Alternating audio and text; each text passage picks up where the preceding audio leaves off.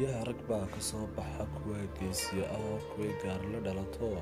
genyadii Soomaalid iyo kuwa waxgarad oo karta six yaqaano sidii kadhacdaag iyo lagu garan jiray cuqaasha kuwa garasho dheer oo gidi Soomaali oo dhammaanay gaadhin kartidooda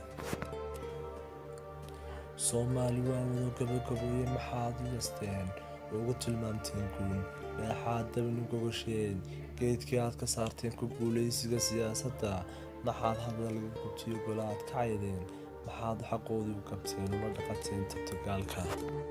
xumaan guri lagama bulshee guulana ma amaanin maxaad gubta u yeesteen gali horey mid dambaba gayaan oo ma aha ugu tilmaamteen guure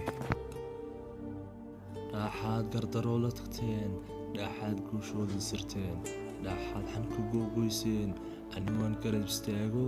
giddo xoolahaygiyo inanka faroosiyo